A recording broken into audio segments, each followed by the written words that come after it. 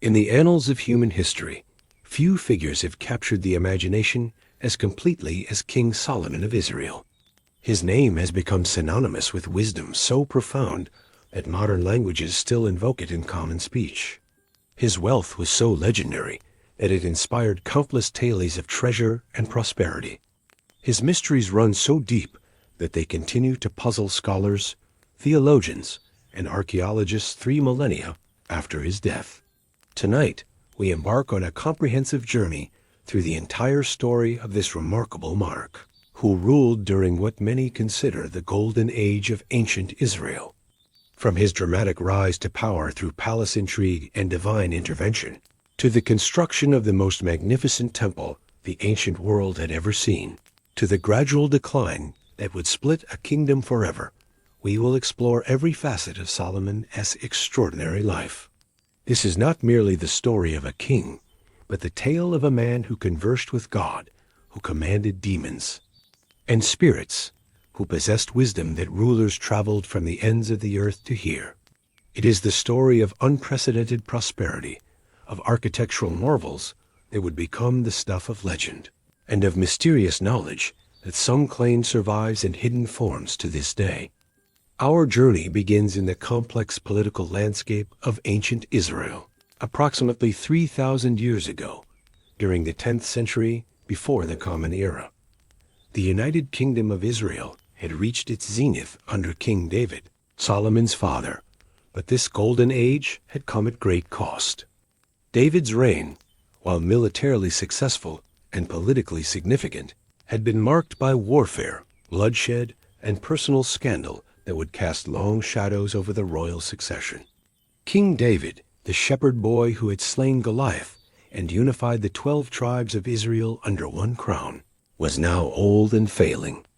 The man who had conquered Jerusalem and made it his capital, who had expanded Israel's borders from the Euphrates River in the north to the borders of Egypt in the south, was facing the greatest challenge of his reign, ensuring a peaceful succession that would preserve the kingdom he had built through decades of warfare. The succession crisis that would ultimately bring Solomon to power began with his half-brother Adonijah, David's 4th son by his wife Haggith. As one of David's older surviving sons, Adonijah had legitimate claims to the throne based on birth order and traditional succession customs. He was described as handsome and charismatic, traits that had served his father well in his own rise to power. More importantly, Adonijah had secured the support of 2 of the most powerful figures in David's administration: Joab, the commander of the army, who had been David's right hand through countless military campaigns, and Abiathar, one of the high priests who had served the royal court for decades. With this formidable political coalition behind him, Adonijah began making moves toward claiming the throne. He organized chariots and horsemen, gathering 50 men to run before him in a display of royal pageantry that announced his intentions to all who witnessed it. This was more than mere show. It was a carefully orchestrated political statement that communicated his readiness to assume kingly responsibilities and his confidence in his claim to succeed David. The crisis deepened when Adonijah organized a sacrificial feast at En Rogel, a spring near Jerusalem, where he invited many of the royal officials and his brothers to what appeared to be a coronation ceremony. The symbolic significance of this gathering could not be mistaken. Adonijah was declaring himself king while his father still lived, forcing a confrontation that would determine the future of Israel. However, Adonijah had made a crucial miscalculation. He had failed to invite several key figures to his feast, including Nathan the prophet, Zadok the priest, Benaiah the commander of David's personal guard, and most significantly, Solomon himself. This exclusion revealed both his fear of potential opposition and his incomplete grasp of the political dynamics within David's court.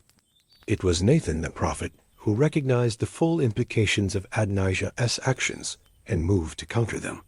Nathan had played a crucial role throughout David's reign, serving not only as a spiritual advisor, but as a voice of conscience who had confronted the king during his darkest moments. Now, in this succession crisis, Nathan would prove instrumental in shaping Israel's future. Nathan approached Bathsheba, Solomon's mother, with urgent news of Adonijah's actions. Bathsheba held a unique position in David's court, not merely as one of his wives, but as the woman whose relationship with David had fundamentally altered the trajectory of his reign. Their relationship had begun in scandal David's adultery and his subsequent arrangement of her husband Uriah's death in battle, but had evolved into something deeper. More importantly, David had made promises to Bathsheba regarding their son Solomon's future that now needed to be honored. The meeting between Nathan and Bathsheba represents one of the most sophisticated examples of palace intrigue in ancient literature. Nathan counseled Bathsheba on exactly how to approach David, understanding that the aging king needed to be reminded not only of his promises, but of the immediate threat that Adonijah's actions represented to Solomon's life and to the stability of the kingdom.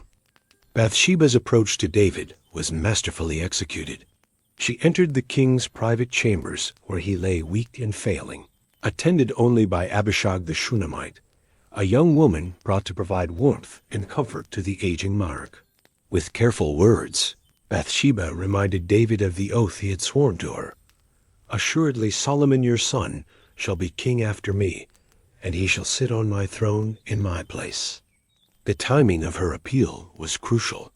As Bathsheba spoke with David, reminding him of both his promises and the immediate threat posed by Adonijah's actions, Nathan the prophet arrived, as if by coincidence. This coordinated approach demonstrated the sophisticated political maneuvering that characterized the highest levels of ancient royal courts. Nathan's confirmation of Adonijah's coronation feast and his pointed question, "Has this thing been done by my lord the king, and you have not shown your servants who should sit on the throne of my lord the king after him?" forced David to confront the reality that his kingdom was slipping away while he delayed action. The effect on David was immediate and decisive. Despite his physical weakness, the old king summoned the strength to act with the authority that had made him legendary. He called for Zadok the priest, Nathan the prophet, and Benaiah the commander of his personal guard, the very men whom Adonijah had failed to invite to his feast. David's instructions were precise and urgent. They were to take Solomon immediately to Gihon, the sacred spring that had provided water for Jerusalem since ancient times, and there anoint him as king over Israel. The choice of Gihon for Solomon's anointing was highly significant.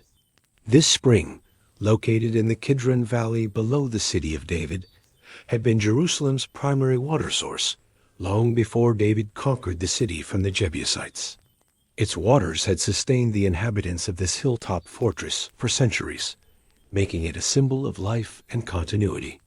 More importantly, Gihon's location outside the city walls, but within sight of Jerusalem's inhabitants, ensured that Solomon's anointing would be public and unmistakable.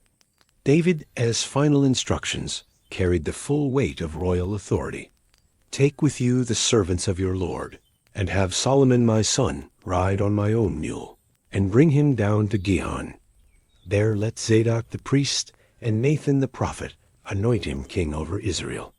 Then blow the trumpet and say, 'Long live King Solomon.' You shall then come up after him, and he shall come and sit on my throne, for he shall be king in my place. I have appointed him to be ruler over Israel and Judah."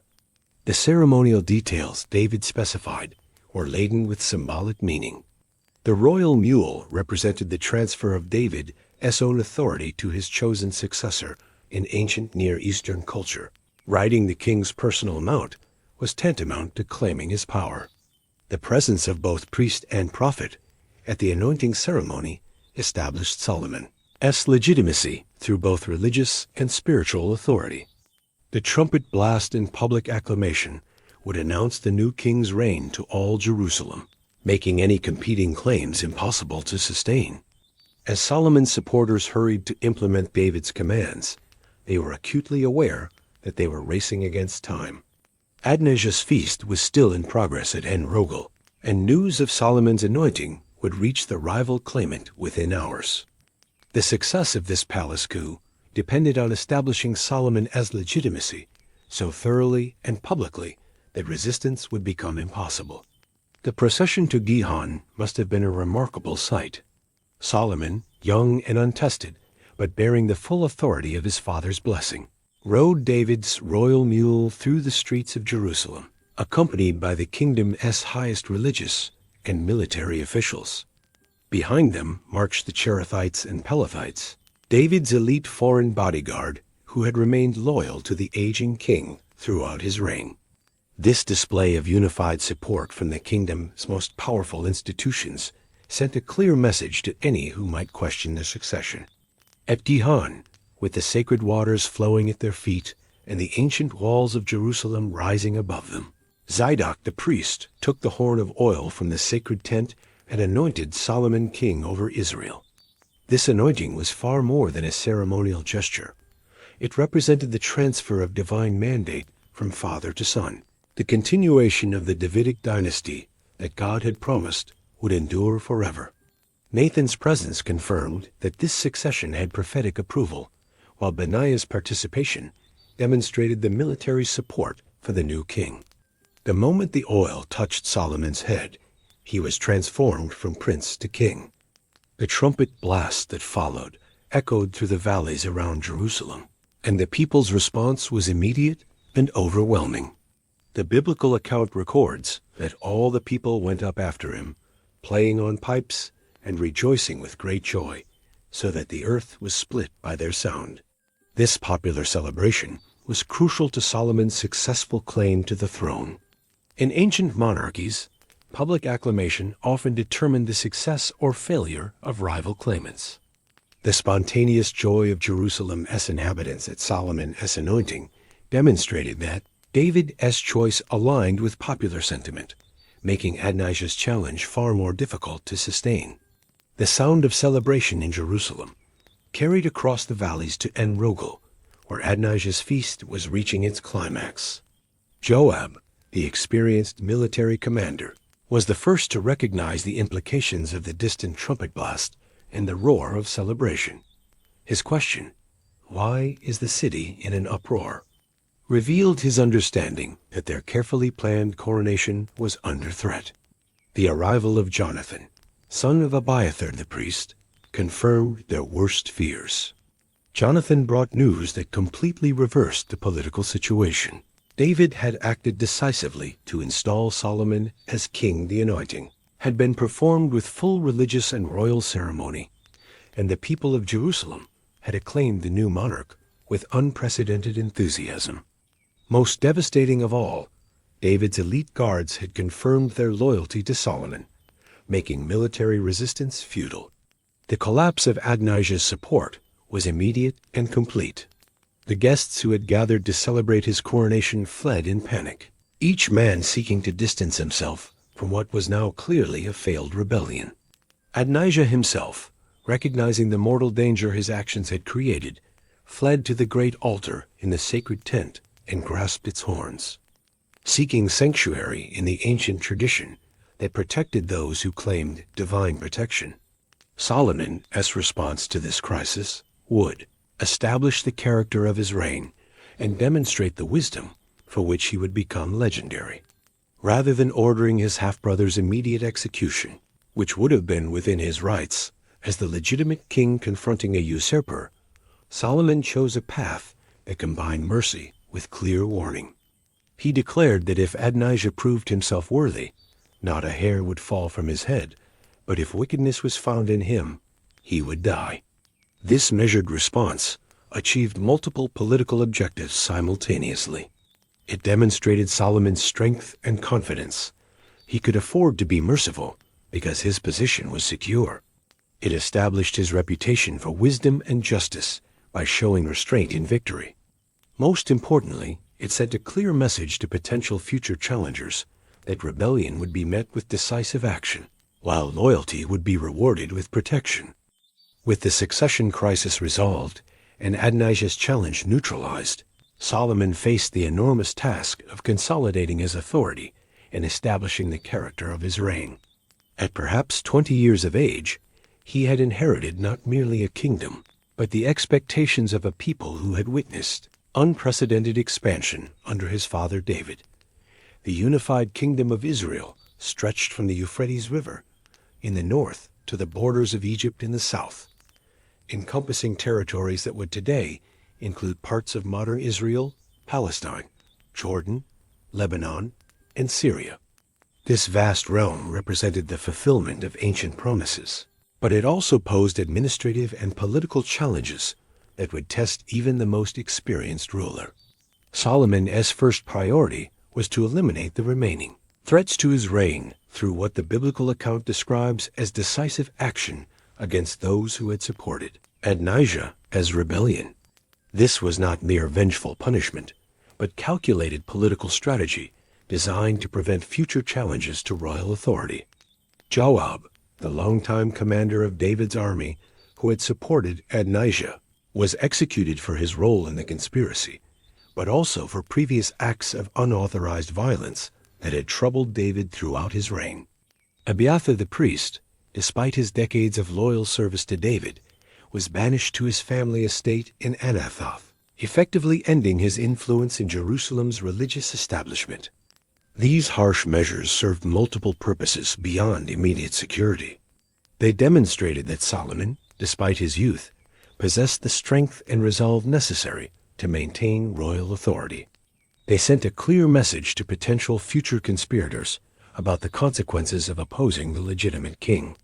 Most importantly, they allowed Solomon to replace key positions with his own loyal supporters, creating an administration that owed its allegiance directly to him rather than to his father's legacy.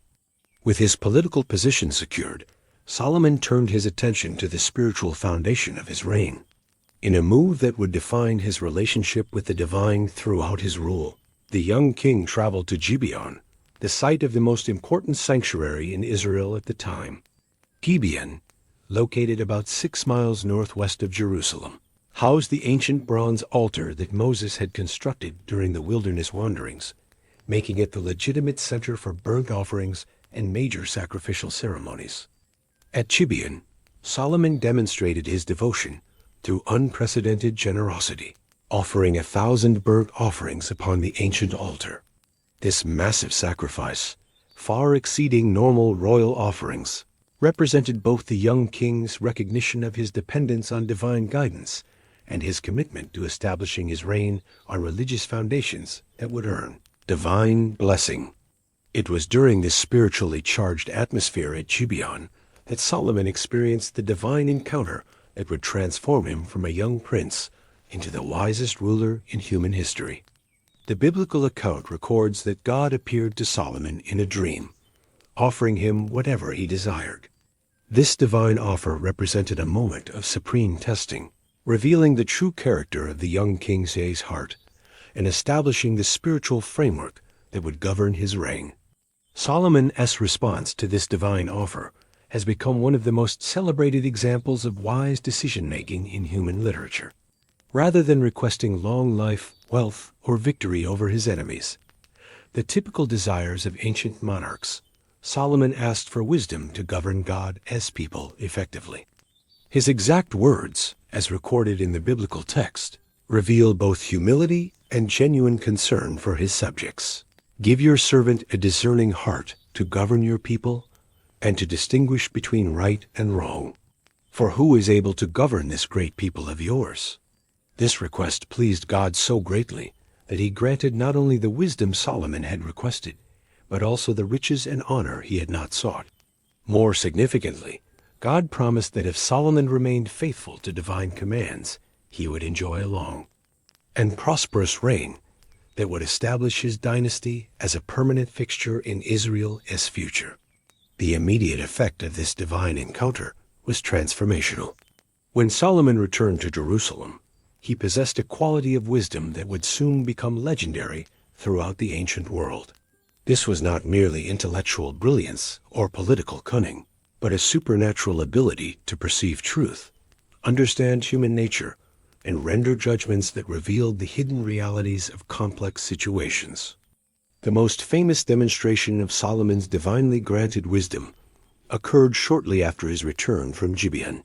when two women came before him with a dispute that would have challenged the most experienced judges. Both women were prostitutes who lived in the same house and had given birth to sons within days of each other. During the night, one child had died, and each woman claimed the surviving infant as her own. With no witnesses to establish the truth and no physical evidence to guide a decision, the case seemed impossible to resolve justly. Solomon's solution revealed the profound psychological insight that characterized his wisdom. He commanded that a sword be brought and ordered that the living child be cut in half, with each woman receiving an equal portion. This seemingly brutal command immediately revealed the truth. The real mother, unable to bear the thought of her child's death, begged the king to give the infant to the other woman rather than harm him. The false claimant, however, accepted the king's proposed solution, saying, "Neither I nor you shall have him. Cut him in two." Solomon's judgment was swift and definitive. Give the living baby to the first woman. Do not kill him. She is his mother. The wisdom of this decision extended far beyond resolving a single custody dispute. It demonstrated that true maternal love could be distinguished from selfish possession, that justice sometimes required dramatic methods to reveal truth, and that the king possessed insight into human nature that transcended ordinary experience. News of this judgment spread rapidly throughout Israel, establishing Solomon's reputation for wisdom and divine favor. The biblical account records that all Israel heard of the judgment that the king had rendered, and they stood in awe of the king, because they perceived that the wisdom of God was in him to do justice. This early demonstration of supernatural wisdom created the foundation for Solomon, as authority that would enable him to undertake the massive projects that would define his reign. With his wisdom established and his authority secure, Solomon began implementing administrative reforms that would transform Israel from a collection of tribal territories into a sophisticated centralized state. He divided the kingdom into 12 administrative districts, each responsible for providing supplies for the royal court for 1 month of the year. This system ensured steady revenue flow while distributing the burden of supporting the government across the entire realm. The sophistication of Solomon's administration becomes apparent through examination of the officials who served in key positions throughout his reign. The biblical record preserves detailed lists of these administrators, revealing a bureaucratic structure that rivaled the great empires of the ancient world. Azariah served as priest, Elihoreph and Ahijah as secretaries, Jehoshaphat as recorder, and Benaiah as commander of the army. Each position carried specific responsibilities that contributed to the smooth functioning of government on an unprecedented scale. Solomon's military organization reflected both the security needs of his vast kingdom and his commitment to maintaining the peace that would allow commerce and culture to flourish. Unlike his father David, whose reign was characterized by constant warfare, Solomon focused on creating defensive capabilities that would deter aggression while avoiding costly military campaigns. He established chariot cities at strategic locations throughout the kingdom, maintaining 1,400 chariots and 12,000 horses that could respond rapidly to threats along the kingdom's extended borders. The economic foundation of Solomon's reign rested on Israel's unique geographical position at the crossroads of 3 continents. Palestine served as the natural bridge connecting Asia and Africa by land routes, while also providing the only area with ports accessible to both the Mediterranean and Red Sea trade networks. Solomon recognized this commercial potential and systematically developed the infrastructure necessary to capitalize on Israel's strategic location. Solomon's next and most celebrated enterprise was the construction of the first temple in Jerusalem, a sacred house that would bind Israel's religious life to a single dazzling focal point. Preparations began in the 4th year of his reign, 480 years after the Exodus, according to the ancient chronicle preserved in 1 Kings 6. The site chosen was the threshing floor of Araunah the Jebusite, the very summit of Mount Moriah, where David had once built an altar to halt a plague. By placing the temple here, Solomon fused national memory, ancestral covenant, and royal prestige into one monumental project. The scale of the undertaking demanded unprecedented resources. From Lebanon came cedar and cypress trunks, floated down the coast in great rafts. A gift trade negotiated with King Hiram of Tyre in exchange for annual shipments of wheat and pressed oil. From the copper mines of the Arabah Valley flowed ingots for utensils and doorways. From the quarries beneath Jerusalem, masons cut vast ashlar blocks, so precisely that no hammer or chisel was heard once the stones reached the hilltop. Workforce organization reflected Solomon as administrative genius.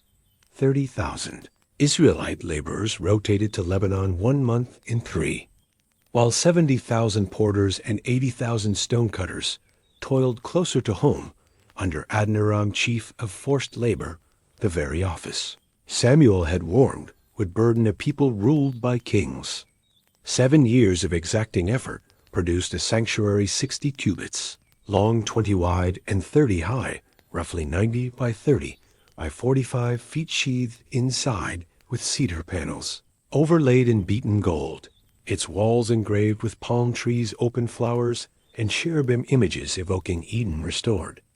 Twin bronze pillars named Yakin and Boaz flanked the vestibule.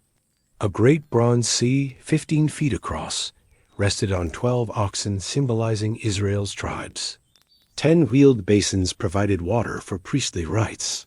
When the Ark of the Covenant was borne into the innermost chamber, the cloud of glory filled the house so densely that priests fled the incense-laden darkness, and Solomon, standing before the new altar, raised a dedicatory prayer that linked heaven and earth. Even the highest heaven cannot contain you. How much less this house that I have built? Temple construction did not exhaust the royal vision. 13 more years went into building Solomon's own palace complex, the house of the forest of Lebanon, the hall of judgment, and quarters for Pharaoh's daughter, whose diplomatic marriage sealed peace with Egypt. The king fortified Hazor, Megiddo, and Gezer to guard northern trade corridors, and he transformed the desert outpost of Ezion-Geber on the Gulf of Aqaba into a launching port for ocean-going fleets crewed by Phoenician sailors. These ships sailed to Ophir, perhaps Arabia, perhaps East Africa, returning with 420 talents of gold, almug wood, and exotic animals that filled Jerusalem's aviaries and menageries. Trade treaties extended Israel's influence farther than David's conquests ever had. Through caravan levies on the King's Highway and customs on the Via Maris, Solomon controlled the land bridge where Asia, Africa, and the Mediterranean converged. Spices from Sheba, horses from Cilicia, silver from Tarshish, and lapis lazuli from distant Bactria poured into royal treasuries.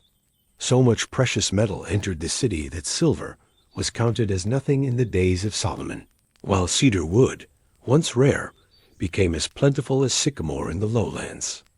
Inevitably, the splendor attracted global attention. The biblical record tells of the Queen of Sheba ruling a South Arabian incense kingdom who traversed 900 perilous miles of desert to test the monarch whose fame rang through every caravanserai. Arriving in a train of camels laden with gold, balsam, and fragrant gum resin, she posed riddles that probed the limits of human understanding, only to confess herself overwhelmed. "The half was not told me."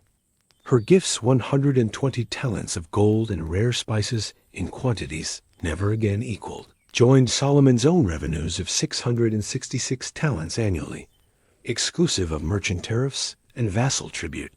In return, she carried home not only answers, but commercial accords that linked the Red Sea routes to Israel's port at Ezion-Geber, knitting the world's perfume and gold circuits into a single royal network.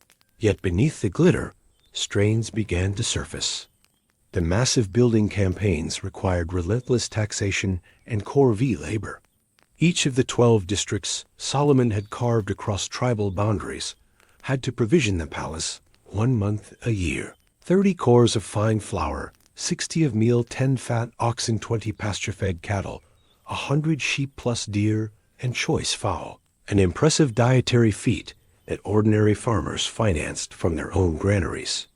While the capital gleamed, villagers felt the weight of conscription and levies tighten season by season, a resentment that prophets later likened to a yoke upon Israel's neck. Religious tensions also grew. Solomon's diplomacy included marriages to princesses of Moab, Ammon, Sidon, and beyond 700 wives of royal birth, plus 300 concubines' alliances that carried foreign deities into the hills surrounding Jerusalem. Altars to Chemosh, Moloch, and Astarte rose opposite the temple's gilded facade, their incense mingling with the smoke of daily burnt offerings. The irony could not have been sharper. The world's wisest man now presided over ritual pluralism that directly violated the covenant code he vowed to uphold. Divine displeasure, says the ancient historian, announced itself through prophetic warnings that the kingdom would fracture after Solomon's death, though for David's sake the sundering would wait one generation. Even Solomon's storied wisdom became a double-edged legacy. Proverbs, Song of Songs, and Ecclesiastes scrolls, later ascribed to his quill, testify to an intellect that surveyed nature from soaring eagles to creeping ants. Yet the very breadth of his curiosity drew him toward the mysteries of the nations. Legends preserved in later Midrash claim he commanded spirits, understood the speech of beasts, and sought the Shomir worm that could split stone without an iron tool request, reflecting his hunger to penetrate every hidden thing. Whether sober history or folklore, such tales reveal how the king's fame blurred into myth even within his own lifetime. As Solomon entered the twilight of his 40-year reign, chroniclers counted chariot cities from Upper Galilee to the Negev. 1,400 chariots and 12,000 horsemen quartered in garrison towns ringed by massive six-chambered gates. Treasury rooms overflowed with shields of beaten gold. The royal throne gleamed with ivory veneers, and 6 ascending steps guarded by sculpted lions. Yet in village threshing floors, the murmurs of discontent grew louder, and in northern workshops, artisans spoke wistfully of the old tribal freedoms. In the 39th year, an industrious overseer named Jeroboam son of Nebat from Ephraim caught the prophet Ahijah's eye while supervising the Millo terraces in Jerusalem. Ahijah's cryptic sign act tearing a new cloak into 12 pieces and giving. Jeroboam 10 foreshadowed the dramatic rupture that would follow the great king's passing. For now, however, Solomon remained the unchallenged master of a realm that stretched, in the words of the court scribe, from Tupsa to Gaza, from the Euphrates to the border of Egypt. Each man under his vine and fig tree, eating and drinking and rejoicing, outwardly secure, inwardly fragile. In Solomon's final decade, the very pillars of his prosperity began to splinter, exposing a ruler once famed for wisdom to the hard verdict of history. Externally, 2 regional rivals that David had subdued decades earlier re-emerged. Hadad of Edom returned from political exile in Egypt and harassed Israel's southern caravan routes. To the north, Rezon of Damascus carved out an independent Aramean kingdom that chipped away at Israelite control of Transjordan trade. These recurrent raids were interpreted by court prophets as instruments of divine discipline rather than random geopolitics, a warning that covenant infidelity carried real-world consequences. Yet Solomon's gravest threat rose from within his own bureaucracy.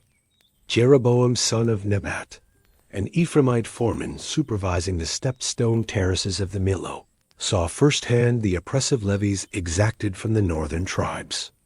When the prophet Ahijah met him outside Jerusalem and ripped a new cloak into 12 ragged strips, handing 10 to Jeroboam as a symbol that God would tear the kingdom from Solomon's house, the ambitious administrator grasped the moment as potential.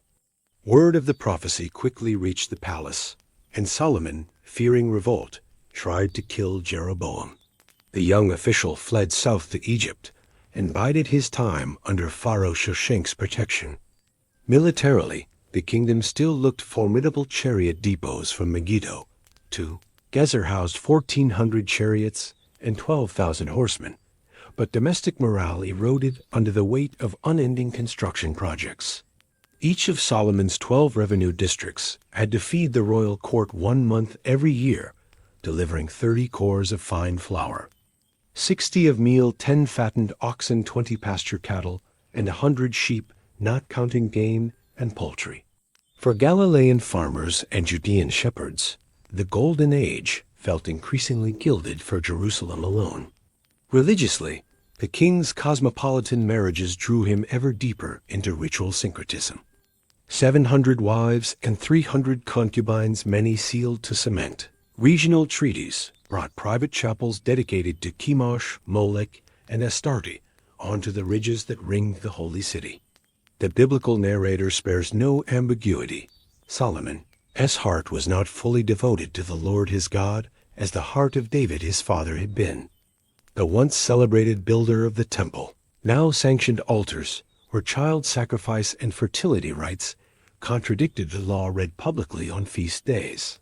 According to the Deuteronomistic historian, this divided loyalty guaranteed political fracture after Solomon's death.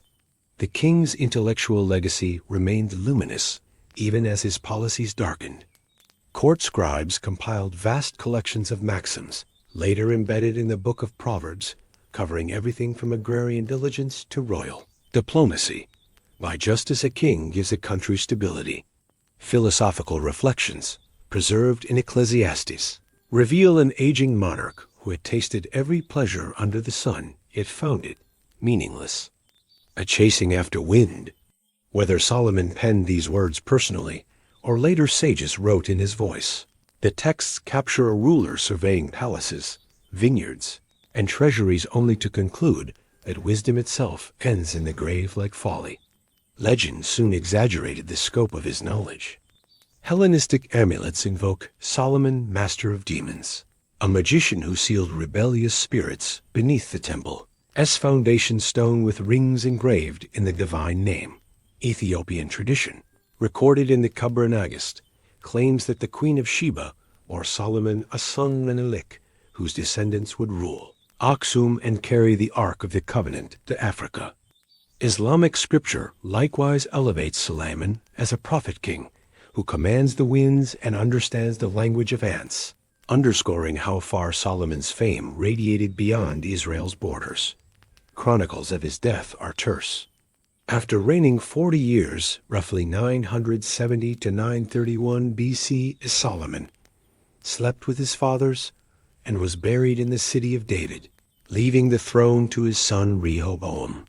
Grief in Jerusalem found no echo in the north. When Rehoboam rode to Shechem to receive national acclamation, elders of Israel demanded immediate tax relief from the burdens his father had imposed. Rejecting the seasoned counsel of Solomon's old advisers, the youthful king vowed to increase the yoke. My father scourged you with whips. I will scourge you with scorpions. The 10 northern tribes revolted on the spot, acclaiming the returned exile, Jeroboam, as king and shattering the united monarchy forever. Thus ended the empire that stretched from Tipsah to Gaza during its zenith. Judah retained Jerusalem, the temple, and the Davidic line, but the richer northern hill country became a separate state whose kings would wrestle with Assyria and, eventually, oblivion. Later prophets would look back on Solomon's grandeur and diagnose its fatal flaw. Prosperity without covenant fidelity corrodes from within more surely than foreign armies batter from without. Yet the paradox of Solomon persists. The temple he founded remained the axis of Hebrew worship for 400 years. The wisdom attributed to him shaped Jewish, Christian, and Islamic thought, and archaeological digs at Megiddo and Hazor still debate whether their massive 6-chambered gates echo Solomonic masonry. Even his failures became didactic. Rabbinic tradition rules that a king must not multiply gold, horses, or wives' 3 excesses, epitomized by David's brilliant but wayward heir. From shepherd boy succession crisis to divided kingdom aftermath, Solomon's life traces a dramatic arc of insight, opulence, compromise, and collapse. It is an ancient mirror in which every generation sees its own temptations, to seek understanding yet forget obedience, to chase affluence yet neglect justice, to grasp power yet lose the very heart that once made such power worthwhile. And so the story of the wisest man who ever lived continues to whisper its caution and its wonder through corridors of faith, scholarship, and legend alike. The shattering of the United Crown did not erase Solomon's imprint on world memory. Rather, it scattered his legend like seed, born on desert winds. In the centuries that followed, kings, mystics, architects, and philosophers would all claim a fragment of his reputation, each molding the son of David into an icon suited to their own aspirations. Across the sands of Arabia, caravan storytellers embellished the tale of the Queen of Sheba's visit, transforming it from diplomatic encounter to romantic saga. They pictured Solomon seated upon a throne suspended in mid-air by hidden spirits, receiving the queen amid a menagerie of peacocks and apes. In their version, she tested him not with riddles alone, but with alchemical puzzles, glass disguised as water, silk masquerading as a living plant, to which he replied with effortless discernment. The riches she carried home, they said, jump-started the incense kingdoms whose frankincense and myrrh would one day perfume Roman temples. Hellenistic Egypt added its own hues. Greek-speaking Jews in Alexandria fused Hebrew tradition with Platonic philosophy, portraying Solomon as Logos bearer, the sage who grasped the rational structure binding heaven and earth. The apocryphal wisdom of Solomon celebrates a king who converses with personified wisdom before the dawn of creation, proclaiming that she is a breath of the power of God, a pure emanation of the Almighty. In this retelling, the temple becomes a cosmic blueprint, its holy of holies mirroring the invisible realm where wisdom dwells eternally. Early Christians, reading the same text, heard prefigurations of the Christ they called the true Son of David. Just as Solomon built a house for God, so Jesus, they taught, would build a house not of cedar and gold, but of living stones, people drawn from every nation. Thus sermons in Antioch and Rome cited the Queen of Sheba as proof that even foreign monarchs once bent the knee to Israel's wisdom. How much more, they argued, should the nations now honor the one who said, "Something greater than Solomon is here." Meanwhile, Jewish mystics of late antiquity gathered lore into the Sefer Harizim, and the Testament of Solomon, manuals claiming the king had received from heaven a signet ring engraved with the divine name. With it, he commanded demons to quarry the stones of the temple and to reveal medicinal herbs for every disease. These texts, half cautionary, half aspirational, walked a fine line between honoring Solomon's insight and warning against traffic with forbidden powers. Islamic tradition embraced Suleiman as both prophet and just ruler. The Quran depicts him mustering armies of men, jinn, and birds, sending diplomatic letters by Hupu to the Queen of Sheba, and listening to ants warn each other of his marching hosts. Muslim exegetes elaborated that Suleiman's throne flew upon the wind, shading his forces as they crossed sun-scorched plains, all by God's permission. To Sufi poets, his mastery of creation symbolized the enlightened heart that commands its own restless thoughts. Medieval Europe found yet another Solomon. Crusader chroniclers cited the temple as the archetype for Gothic cathedrals, whose ribbed vaults and pointed arches strove toward Jerusalem's lost glory. Freemasonry later wove speculative rituals around the craftsmen of that first sanctuary, casting Hiram Abiff, the Tyrian bronze worker, as martyr architect whose secret passwords descend through lodge initiation. Renaissance humanists compiled florilegia of Solomonic proverbs, recommending them to princes grappling with Machiavellian statecraft. Alchemists etched the seal of Solomon, two interlaced triangles onto retorts, believing it balanced the upward fire of sulfur with the downward water of mercury, thus perfecting the philosopher's stone. When European explorers trekked into Ethiopia's highlands, they encountered emperors who traced their dynasty to Menelik, Solomon's alleged firstborn. and to this claim linked a polity that endured until the 20th century. Archaeology joined the quest in the 19th century. Pickaxes at Megiddo uncovered massive six-chambered gates and ashlar palaces. Some hailed them as Solomonic fortresses, proof of a 10th century golden age. Skeptics countered that carbon dates slipped a century later, attributing the masonry to Omride kings of the north instead. Debate still rages in academic journals. Was Solomon an imperial builder on Egyptian scale, or did later editors retroject grandeur onto a smaller hill country chief? Every field season turns fresh soil, but rarely settles the matter. Yet in popular imagination, the argument hardly matters. Travel brochures promise tourists a glimpse of King Solomon's mines in southern Jordan as Copper Belt. Pulp novels spin plots around secret tunnels under Jerusalem, where his treasure, shielded by lethal traps and encoded psalms, awaits discovery by intrepid archaeologists. On digital forums, theorists link Solomon's gold to Atlantean refugees or extraterrestrial benefactors, illustrating how his legend remains a canvas for modern longings. Back within the pages of sacred scripture, however, the assessment is sober.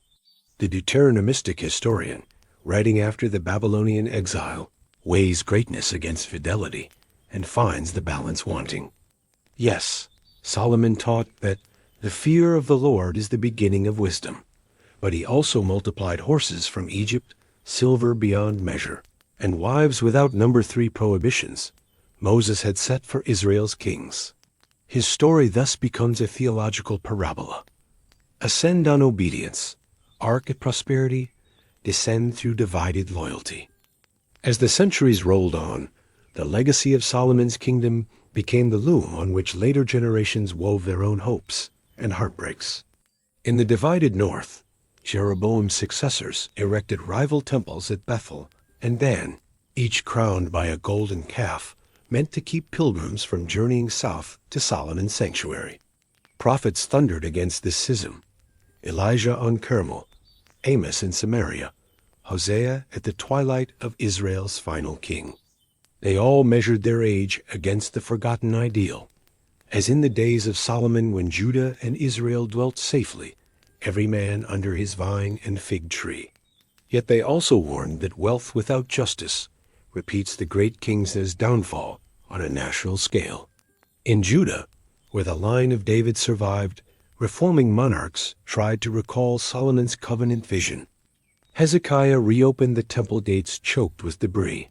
Josiah read a forgotten scroll and smashed hillside shrines that mimicked the foreign altars Solomon had once allowed. Still, political tides proved stronger than piety. Babylonian armies under Nebuchadnezzar breached Jerusalem's walls in 586 BCE, torching the cedar-paneled house that had taken Solomon 7 laborious years to build. Survivors watching flames lick the gold-covered cherubim surely remembered the dedication oath that if Israel ever turned aside to other gods, this house will become a heap of ruins. Now that dire clause unfolded in real-time smoke and rubble. Exile in Mesopotamia could have erased Solomon from collective memory, yet it sharpened it. Far from their land, priests compiled chronicles, emphasizing the glorious liturgies of the first temple and the orderly courses of singers and gatekeepers Solomon had appointed. Their purpose was not nostalgia alone, but blueprint. By recalling the past in meticulous detail, they forged a liturgical template for a rebuilt future. When Zerubbabel led returnees to lay Second Temple foundations in 516 BCE, old men who had seen Solomon's grandeur wept aloud at the modest scale before them. Prophets consoled them with a paradox. The glory of this latter house shall be greater than the former, not by gold, but by the presence of divine peace. During the Persian and Hellenistic periods, scribes expanded wisdom literature inspired by the Solomonic archetype. The book of Proverbs circulated in new anthologies. Ben Sira echoed the famous adjudication between the two mothers. The Greek wisdom of Solomon cast the king as cosmic philosopher. In these texts, Solomon ceases to be merely historical. He becomes an eternal voice, speaking from the crossroads of reason and revelation. Roman rule revived interest in the temple's ancient design. Herod the Great, eager to placate Jewish sensibilities while showcasing imperial grandeur, began a renovation so ambitious that pilgrims joked, "He who has not seen Herod's temple has never seen a beautiful building." Yet even Herod's gleaming courtyards could not escape eschatological comparison. They were a shadow of the Golden Age, a reminder that political client kingship fell short of Solomonic sovereignty. Rabbinic academies after the Second Temple's destruction, 70 CE, wrestled with Solomon's ambivalent portrait. Some tractates memorialize his wisdom in legal maxims. A soft answer turns away wrath, while others debate whether he forfeited the world to come by late-life idolatry. The Babylonian Talmud recounts a cautionary tale when Solomon ignored Deuteronomy's warning. "And multiplied horses, gold, and wives, the letters Vav of horses, flew from Torah scrolls to accuse him before heaven." Such stories underscored a rabbinic principle that even the mightiest sage is bound by covenant law. Christian theologians reread Solomon through Christological lenses. Church fathers saw the bridegroom of the Song of Songs as a type of Christ and the Shulamite maiden as the church. Medieval commentators like Bernard of Clairvaux preached entire sermon series on a single phrase, "Let him kiss me with kisses of his mouth," finding in Solomon's poetry an endless fount of mystical union. Meanwhile, builders of Chartres and Canterbury sought to echo the lost temple in stained glass and pointed arch, baptizing geometry with heavenly meaning. Islamic civilization preserved Sulayman's image as paragon of prophetic kingship. Caliphs inscribed the seal of Solomon on palatial walls. Geomancers traced star charts on brass astrolabes, invoking his dominion over jinn-guarded treasures. In Andalusia, philosophers such as Ibn Gabral synthesized Jewish, Islamic, and Platonic thought, claiming, like Solomon, that true sovereignty lies in wisdom ordering both soul and city. Modern scholarship entered the conversation armed with spades, carbon dating, and philological rigor. Excavations at Khirbet Qeiyafa, Gezer, and the Timna copper mines reassessed whether a 10th century administration could marshal resources biblical texts describe. Minimalist historians argued that Solomon's empire was largely literary, stitched together by exilic editors yearning for lost autonomy. Maximalists pointed to monumental gate complexes and Phoenician-style ashlar masonry as architectural fingerprints of his building program. The debate, often heated, revitalizes an ancient tension. Is Solomon a mirror of present assumptions or a window into a vanished Highland kingdom? In popular media, the king thrives unencumbered by footnotes. Video games cast players as treasure hunters deciphering Solomonic ciphers. Streaming series dramatize the Queen of Sheba's caravan under swirling CGI dust. Even cryptocurrencies bear names like Solomon Coin, promising encrypted wisdom in digital gold. Such reinventions testify to a brand power 3 millennia, old proof that narrative outlives limestone and cedar. Yet beneath layers of exegesis, archaeology, and entertainment, Solomon's core drama remains profoundly human. A young ruler asked for wisdom, received it, and for a season governed with unparalleled justice. Then the very abundance that flowed from that gift dulled the edge of discernment. We, too, inhabit an era of dazzling capacity instant knowledge, global markets, digital temples of information. Solomon's story asks, will our achievements amplify compassion, or will they fracture communities as surely as a tax levy on weary farmers? As sleep beckons, imagine the hush that once fell over Jerusalem, when harps and cymbals paused between psalms, incense curling toward cedar rafters. Envision a night breeze rustling pell-made carvings on gilded walls, while the king paced marble colonnades, pondering moonlit scrolls of Torah. In that fragile stillness lay the seed of every choice humility or hubris, fidelity or drift. So may your own night open a quiet space where the heart can weigh its treasures and recall that the truest wealth then as now is a listening spirit. Awake again, we find ourselves in the echo chamber of libraries, museums, and lecture halls where Solomon's name still reverberates like the pluck of an ancient lyre. Here, parchment and pixel converse across millennia, asking whether wisdom is a museum relic or a living current we can still step into. Begin with the shelves of the Bodleian Library. A 15th century grimoire, the Key of Solomon, lies open beneath muted lamplight. Its Latin spells claim descent from a Hebrew original written by Solomon himself, hidden in his sepulchre and revealed only to the righteous. Whether pious fraud or distant echo of genuine court science, the manuscript hints at a medieval hunger to reclaim mastery over the seen and unseen, a hunger that saw in Solomon not just a monarch, but the archetype of the occult sage. Alchemists traced pentagrams in fragrant ink, convinced that metals, like people, could be refined into incorruptible gold if only one held the king's forgotten cipher. Shift now to an ebony writing desk in Enlightenment London. Sir Isaac Newton, father of gravity, yet student of prophecy, annotates 1 Kings in the margin. The temple's cubit equals 20.67 modern inches. Its architecture encodes divine chronology. For Newton, Solomon was less thaumaturge than architect of a cosmic clock whose proportions mapped God's timetable for history. Thus the king's story helped bridge a world moving from sacred myth to empirical science. Even in rational ages, the temple blueprint offered a tantalizing skeleton key to ultimate order. Cross the Atlantic.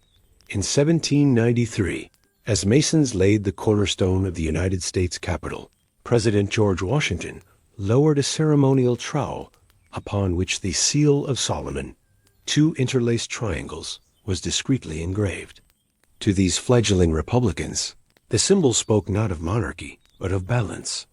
Heaven interlocked with earth, wisdom welded to power, secular governance aspiring to moral geometry. That appropriation illustrates how Solomon's mystique slips effortlessly into new political vocabularies, each claiming him as patron of its highest ideals. Enter the modern classroom. Psychologists cite the Solomon paradox, the tendency to give wiser counsel about other people's problems than about one's own. They reference the king's tragic finale sage to the nations, blind to his household, to illustrate how cognitive biases spare no genius. Business schools, meanwhile, framed the judgment of Solomon as an early case study in stakeholder analysis. Identify true interests, separate posturing from principle, and craft an incentive that reveals hidden preferences. Somewhere Solomon surely smiles. Strategic clarity was, after all, his petition at Gibeon. Turn to art and music. Marc Chagall splashes indigo and gold across a 20-foot canvas. King Solomon and the Queen of Sheba, the lovers hovering like stained glass fireflies against an unfurled Torah scroll. Handel scores an oratorio where trumpets proclaim from the deep anguish of the soul, before resolving in choral jubilation as the temple doors swing open. In every medium, artists mine the tension between opulence and longing, public glory and private void themes etched into the king's own biography. Literature, too, reimagines him. Rudyard Kipling's Recessional, Orne's Imperial Britain, lest we forget, invoking the captains and the kings, who vanish like Solomon's fleets when hubris outruns humility. Toni Morrison's Song of Solomon inverts the monarch's narrative, using flight rather than wisdom as the liberating motif. And fantasy author Neil Gaiman lets the king appear in dream sequences, a spectral consultant on matters of cosmic jurisprudence. Each writer threads a different strand through the tapestry, yet all acknowledge the loom he provided. Even in cutting-edge technology, the imprint lingers. Data security firms tout Solomonic protocols that split encryption keys between multiple parties, echoing the divided baby, so no single actor can compromise the whole. Quantum computing researchers nickname a particularly elegant algorithm Solomon's knot. marveling that entangled cubits mirror the intertwined destinies of Israel and Judah. It seems no field, however advanced, fully escapes the gravitational pull of his legend. But legends, like constellations, help navigation only when viewed from a stable deck.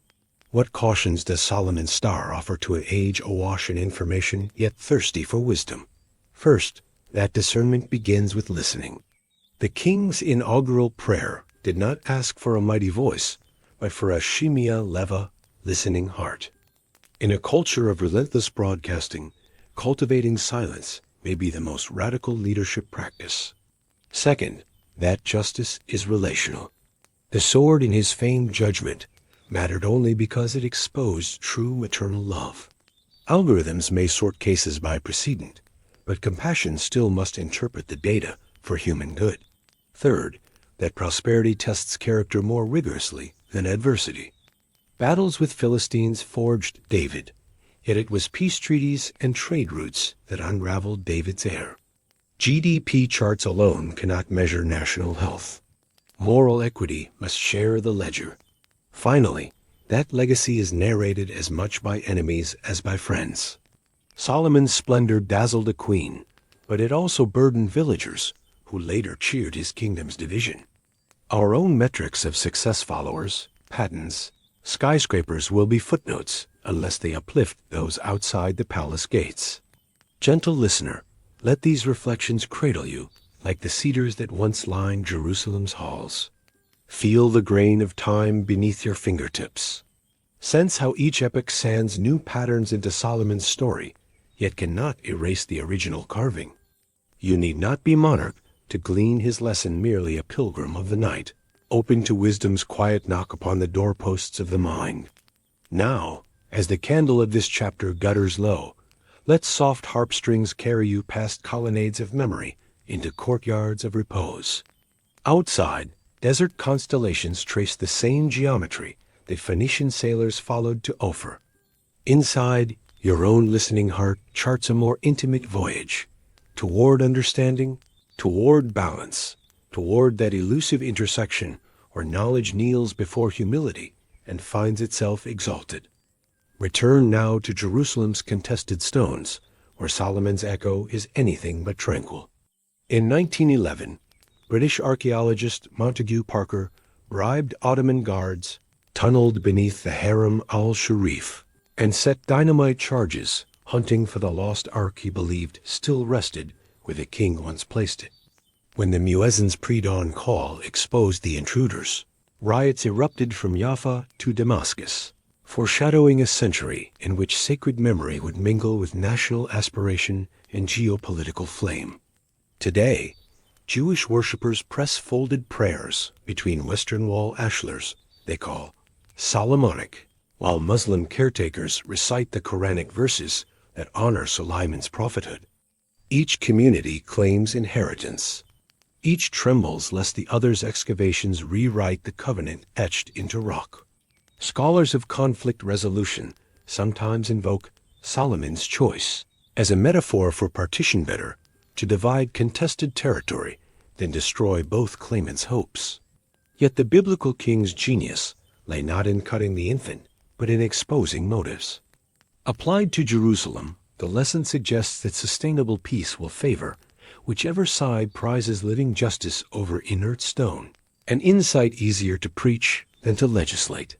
Beyond the Middle East, entrepreneurs mine Solomonic branding for everything from investment funds to interior decor.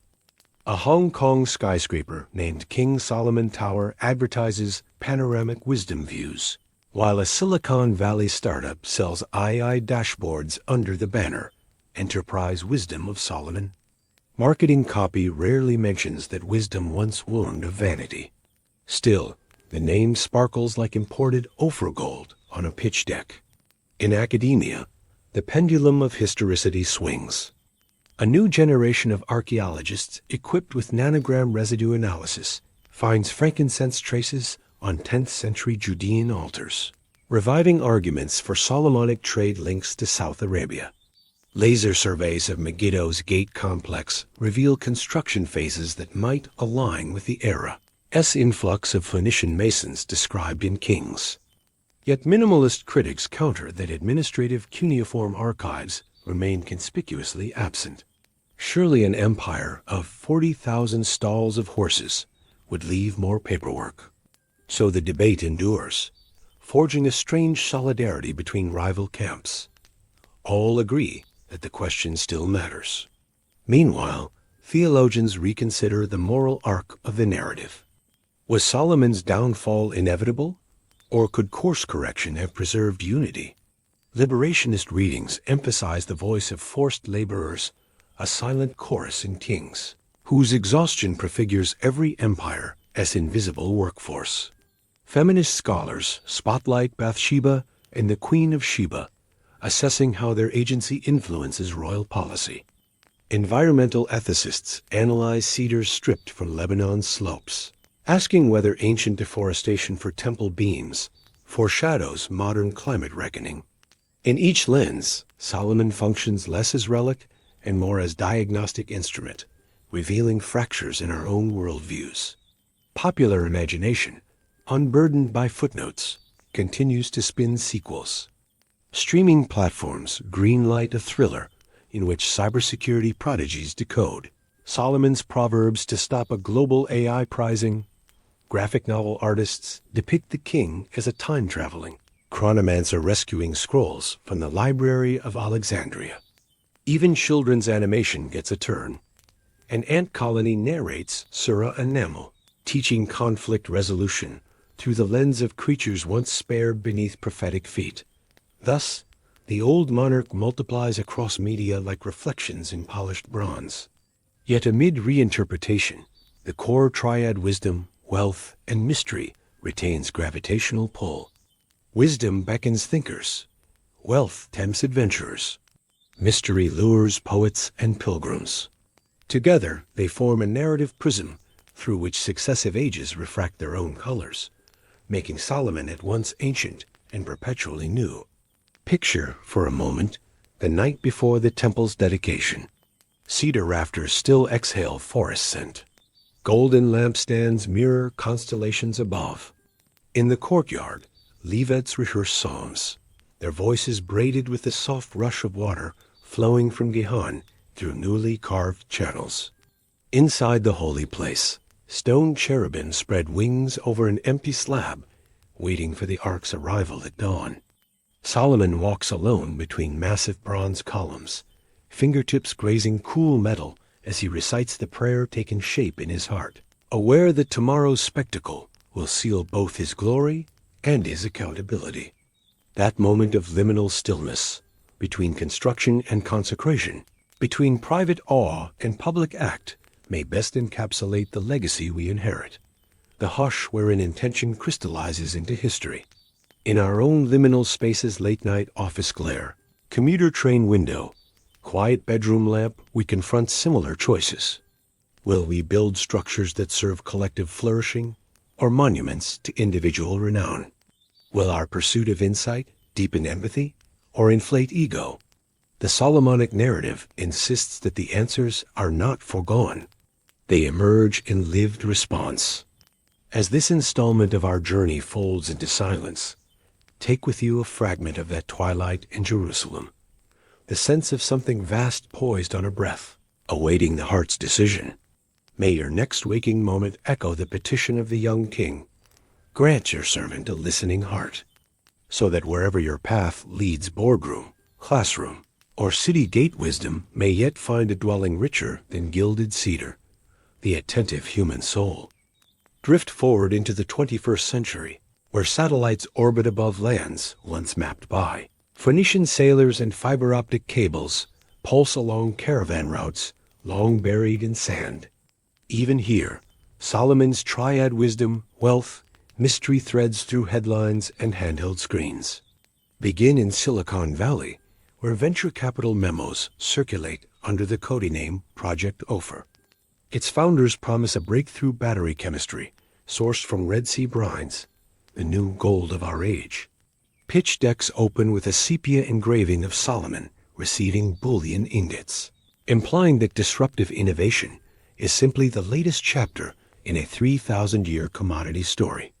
Investors nod, scribble six-figure commitments, and scarcely notice the quiet irony. The king who warned that riches sprout wings has become mascot for boundless valuation. Shift to a neuroscience lab in Cambridge, Massachusetts. Researchers scanned subjects' brains while they read parables from Proverbs, tracking activation in regions tied to moral reasoning. Their published paper, Toward a Neurobiology of Solomonic Insight, claims that metaphor density heightens empathy circuits. Journalists seize the phrase, and soon talk show hosts advise viewers to get your daily dose of Proverbs' doctor's orders. In this way, the ancient voice enters MRI coils and morning commutes alike, refreshing its relevance through the lexicon of dopamine and gray matter. Travel next to the slums of Nairobi, where a microfinance collective named Shemia, Listening Heart in Hebrew, extends tiny loans to women who weave sisal fibers into market baskets. Their repayment meetings open with a reading of the judgment of the two mothers, underscoring that true equity weighs more than contracts. When profit margins narrow, board members recall Solomon's month-by-month provisioning districts, re-evaluating how to distribute risk without crushing hope. Here, wisdom becomes bread on the table, not marble in a museum. Meanwhile, tourists board air-conditioned buses marked Royal Cedar Tours to drive the Lebanon Mountain Trail. Guides point to solitary trunks surviving the ancient deforestation, credited, perhaps unfairly, to Solomon's temple beams. Under these silent sentinels, hikers reflect on the ecological cost of glory. Some collect fallen needles as talismans. Others post filtered photos captioned #SOLOMONSforest, unaware their geotag fuels debates over heritage and carbon offsets. In contemporary Israel, experimental architects raise a pavilion titled Boaz and Yakin 2.0, twin steel towers joined by a rooftop sky bridge. Solar panels sheath their flanks. Rainwater funnels through sculpted gargoyles into gardens that cool Tel Aviv's sea breeze. The opening ceremony features both a priestly blessing in Hebrew and a Bedouin flute ensemble, signaling a civic aspiration that melds ancient symbolism with pluralistic future. The press calls it Smart City Solomon, half compliment, half challenge. Across the Atlantic, a London theater premieres Keter, a spoken-word opera where the crown itself narrates. Voiced by a velvet baritone, it laments how each new wearer adds gems yet chips away at conscience. Reviews praise its closing monologue. I diadem forged for listening was traded for applause. Tickets sell out, and high school literature classes dissect the libretto as commentary on influencer culture. Not all invocations are so earnest. A crypto scam named Solomon's Vault collapses overnight, wiping millions in investor savings. Blogs recycle the proverb, the prudent see danger and hide themselves, but caution rarely trends for long. The digital bazaar reopens next week under a fresh banner, maybe Ring of Saba, proof that greed outpaces collective memory. Academia, for its part, continues the historiographical duel. At an international symposium titled Beyond Jerusalem, laser ablation dating of copper slag from Timnah refines chronological tables. Keynote scholars argue that high-grade smelting aligns with 10th century administrative oversight. Skeptics reply that industrial expertise does not equal empire. The debate ends cordially over hummus and merlot, participants agreeing on at least one point. The quest itself, like the narrative, is inexhaustible. Spiritual communities also reinterpret. In Seoul, a megachurch hosts Solomon's Leadership Boot Camp, pairing exegetical lectures with workshops on conflict mediation. In São Paulo, an Afro-Brazilian Candomblé temple honors Solomon as syncretic spirit governing diplomacy and intellect. In Oslo, a humanist society studies Ecclesiastes as proto-existential poetry, finding in its refrain, all is vapor, a secular litany for a climate-anxious generation. Thus the king's voice hops borders and creeds, translated more by hunger than by heritage. Consider now the intimate scale. A father reads the judgment story to his quarreling twins, improvising plush toy stand-ins for baby and sword. A graduate student under deadline whispers co-elites counsel. The race is not to the swift, as comfort when code compiles too slowly. An elderly widow hums lines from the Song of Songs while tending balcony roses, grafting sensual scripture onto petals and thorns. Here, Solomon is not monarch or myth but companion, offering metaphors for dilemmas as ordinary as diaper duty, debugging, and grief. Step back, and the pattern emerges. Every era selects from the Solomonic toolkit quarries of story stone, veins of ethical ore, vapors of mystery to construct its own edifices. Some structures shelter communities, others cast shadows. The raw materials, however, remain constant: listening, judging, building, longing. So what guidance might the ancient architect offer to builders of today's sprawling virtual temple social networks, genomic archives, planetary data grids? Perhaps this: embed thresholds where humility may enter, courts where dissenting prophets can speak, sabbatical margins that let cedars regrow.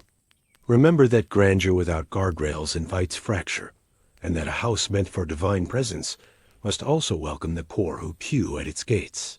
As night spreads across your room, let these images' subtle laser scanners cut Megiddo, ants beneath a prophet's sandal, a single cedar piercing mist.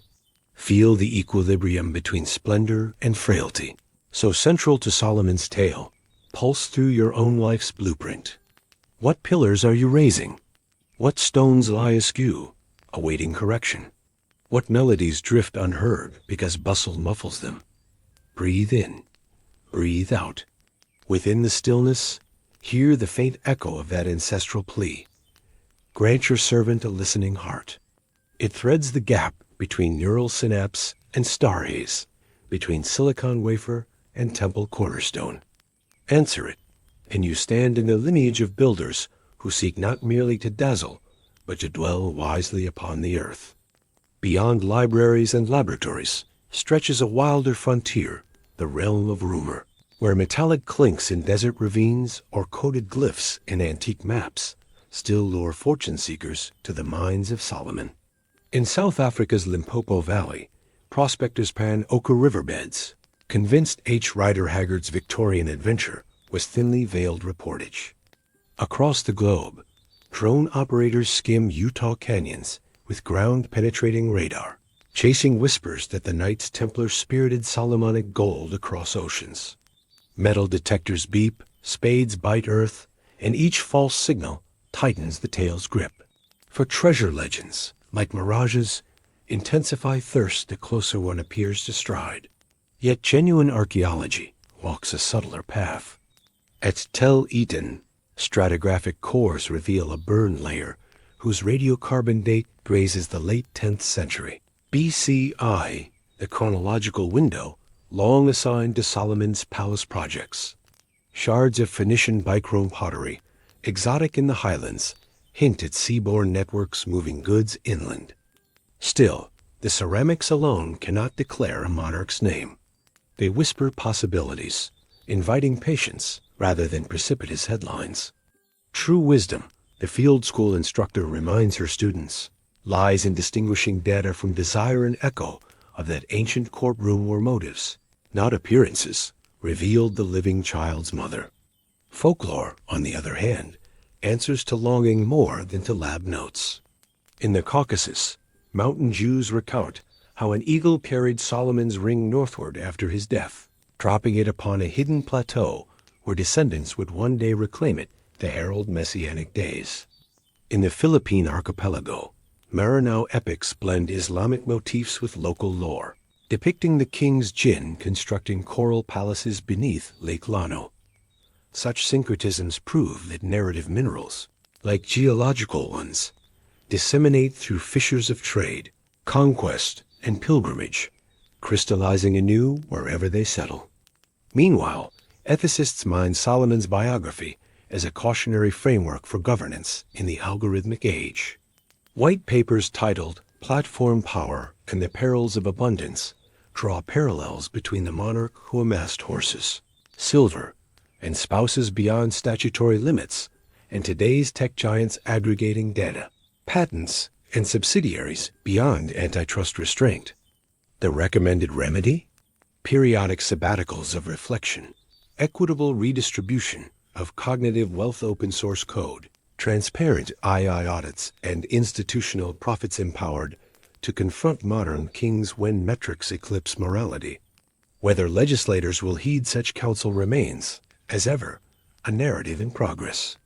Education reformers likewise invoke the listening heart.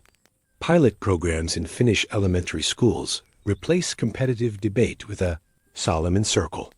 Students confronted with a thorny social dilemma must articulate the opposing side's viewpoint before offering their own. Preliminary results show reductions in bullying incidents and improvements in emotional literacy. Newspaper op-eds hail this as wisdom pedagogy, though veteran teachers note that indigenous cultures practiced similar dialogic traditions long before biblical texts reached Europe. Perhaps Solomon's judgment resonates precisely because it encodes a universal insight. Empathy is architecture for communal survival. In the arts, choreographer Lena Hadid premieres Cedars, a contemporary ballet where dancers personify timber beings transported from Lebanon to Jerusalem. They bend, twist, and interlock, illustrating both the triumph of human coordination and the violence done to living forests. Midway through, one dancer breaks formation, embodying a lone cedar stump lamenting habitat loss. The orchestra responds by modulating from triumphant brass to a single sorrowful oboe. Critics call the piece a Solomonic parable for ecological conscience, proving again that the king's story supplies dramaturgy for crises he never imagined. Spiritual retreats adapt the theme too. At a Benedictine abbey in the Rockies, 6 entrepreneurs surrender smartphones for a week-long school of silence. They rise before dawn, chant psalms attributed to Solomon's father David, then meditate on Ecclesiastes lines projected onto stone walls. Some participants squirm. Others weep quietly as the refrain, meaningless, meaningless, deconstructs quarterly OKRS. On the final day, they craft personal rules of life, committing to rhythms of rest, generosity, and digital Sabbath. Whether these vows survive the airport's Wi-Fi zone is uncertain, but the seed of reflective cadence takes root. Even in humor, the motif persists. A late-night comedian riffs on congressional infighting. Looks like they re-pulling a reverse Solomon Willing to split the country and keep the halves. The joke lands because the reference still lives in public consciousness, a shorthand for disputes where the object of contention risks destruction under rival claims. Memes proliferate, swords replaced by Photoshop shears, dividing pets, pizzas, even planets, tag hashtag DONT, be that Solomon. Thus pop culture refreshes the template, converting ancient narrative into shareable bite. Behind these manifold appropriations looms a quieter discourse among mystics and poets who insist Solomon as true treasure was neither gold nor governance but contemplative union. They read the Song of Songs as an allegory of soul and divine beloved, claiming the king's latter years' disillusion nudged him toward apophatic revelation wisdom found not in accumulation but in surrender. Their gatherings are small, their candles dim compared to neon screens, yet their queries pierce as deeply as any excavation trench. How much must one relinquish to perceive it all as gift? And so our voyage continues, threading between historical strata and present-day adaptations, between palace corridors and silicon corridors, between voiced citations and silent yearnings. Each layer reveals Solomon, less as a fixed statue and more as a living prism, bending every era's concerns into its own spectrum of color and shadow. Our scroll now unfurls into the domain of law and diplomacy, where Solomon's precedent shapes negotiations more than any marble bust in a courthouse foyer. International mediators reference the Solomon Protocol when two claimants vie for a single, indivisible asset, be it water rights along a desert river or custodianship of a war-torn heritage site. The protocol's crux is simple. Propose a division so unpalatable that only the true stakeholder will yield, rather than see the object destroyed. Versions of this tactic resolved a trademark dispute between rival family bakeries in Sicily and even guided a United Nations framework that kept a shrinking glacier, meltwater flowing to both downstream nations without tanks on either bank. Thus an ancient baby becomes, in abstract, dams, patents, and museum marbles. In corporate boardrooms, consultants teach Solomonic signaling.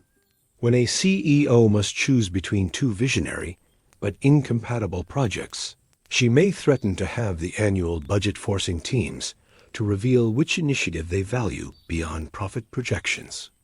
If both refuse compromise, she discerns that neither regards the company's long-term health. The exercise, though theatrical, mirrors the king's demand for a sword. It surfaces genuine commitment beneath polished slide decks. But wisdom is fragile when tangled with ego. A recent case: two biotech founders, once university lab partners, sought arbitration over CRISPR licensing. The mediator invoked Solomon offering exclusive patent control to whichever partner first renounced authorship credit. Neither did. Litigation dragged on, venture capital fled, and promising therapies languished in paperwork.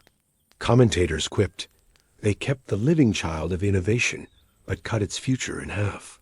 Beyond power tables, the monarch's legacy seeps into personal decision science. Behavioral economics podcasts analyze daily mini Solomon problems. Which task deserves morning energy?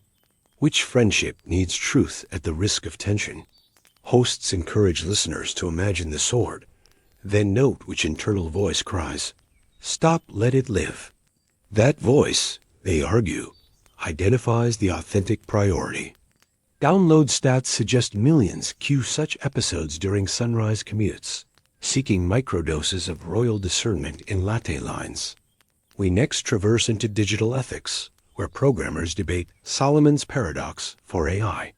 An algorithm mediating content disputes on social media must weigh free speech against harm. If it cannot detect genuine intent, does it risk either censorship or violence? Researchers propose a self-limiting mechanism. The algorithm must flag any ruling that deletes content affecting more than 1 million users for immediate human review, an echo of the king's refusal to wield the sword hastily. Whether boardrooms adopt the safeguard remains to be seen, but the parable seeds caution in code repositories. Meanwhile, musicians sample verses once sung in limestone quartz. A neo-soul artist layers the refrain, "Set me as a seal upon your heart," over lo-fi beats. The track climbs streaming charts, wedding Hebrew poetry to midnight study playlists. In Kingston, a reggae collective records wisdom dub, reciting Proverbs over syncopated bass lines, while children's choirs chant, "Better is little with righteousness." At festivals, crowds sway under LED pillars named Yakin and Boaz, unaware yet participating in the architect king's sonic afterlife. Visual arts likewise reinterpret. An Istanbul calligrapher inks the Quranic and dialogue in spirals that converge on a hexagram, subtle nod to the seal without violating aniconic traditions. A Brooklyn street mural depicts a giant smartphone displaying split-screen infants, captioned "Whose timeline?" reminding passers-by that truth, not virality, guards life. Tourists photograph, hashtags propagate, and the urban canvas becomes another chapter in an ever-growing book of kings written on concrete. Academic circles continue to excavate not only tells, but texts. Linguists re-examine the famous phrase "Shemia Lev," proposing that in Ugaritic cognates it implies a heart that obeys sound. This nuance suggests that Solomon's request sought sensory receptivity more than analytic brilliance, a capacity to let exterior voices truly penetrate interior chambers. Mindfulness advocates seize the philology, integrating it into breath awareness scripts, Inhale to receive, exhale to respond. Thus, ancient Semitic grammar loops into yoga studios and therapy apps. Even the culinary world participates. A Jerusalem chef revives Solomon's feast, reconstructing recipes from biblical ingredients.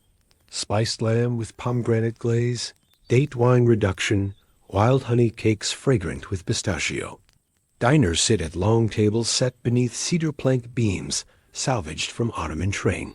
Depot's symbolic recycling of empire lumber. Mid-course, servers read Ecclesiastes. Bread is made for laughter. Wine gladdens life, reminding patrons that joy too is wisdom.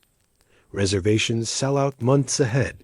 Imitation menus sprout from Toronto to Taipei. Finally, consider the realm of dreams, where scholars of oneirology note recurring motifs in modern sleep studies. Vast halls, towering pillars, radiant thrones. Participants unfamiliar with biblical lore describe architectures eerily akin to one king's cubit dimensions. Some hypothesize an archetypal temple schema in the collective unconscious. Others shrug.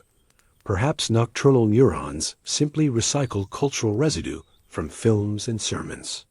Either way, Solomon's blueprints linger in range stages, constructing psychscapes where seekers rehearse quests for centeredness.